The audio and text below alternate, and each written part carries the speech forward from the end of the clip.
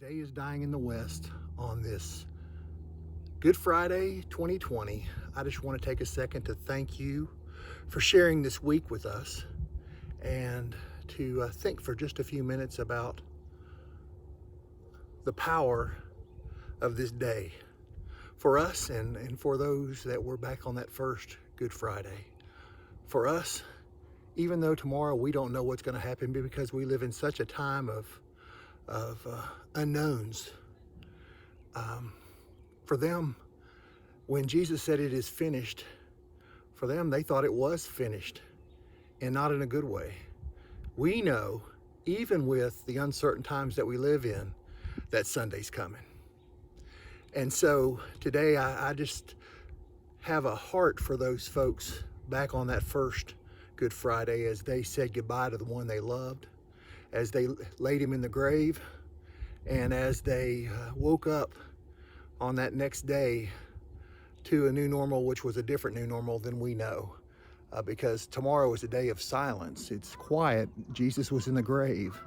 And for us, like I said, we know Sunday's coming.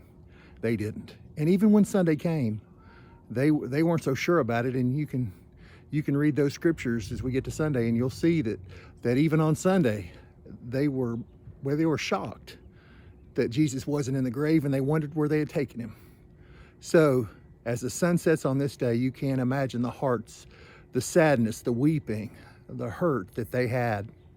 And I think about the Shema and how as the Jewish people would say that, the Lord is our God, the Lord alone. You should love the Lord with all your heart and with all your soul and with all your might. And you should hold these words in your heart, and you should tell them to your children. You should talk about them at home and when you're away and before you lay down and as you rise up. It was their night prayer. But I would say on this night, on that night, that's over 2,000 years ago, it was a very sad Shema because the Lord that they had known was dead. So today, I hope you can feel a little bit of what they were feeling, and you can know that although we know Sunday's coming, and though we are in a time of some uncertainties, that we have a Lord, and He is the Lord alone. And that we should write that on our hearts, and we should love Him with all our hearts, with all our souls, and with our might. Thank you for sharing Holy Week with me. I'll be doing prayers tonight and also in the morning. And so if you want to put prayer concerns down underneath this, I will get those and I will pray for you. Happy Good Friday. Good night.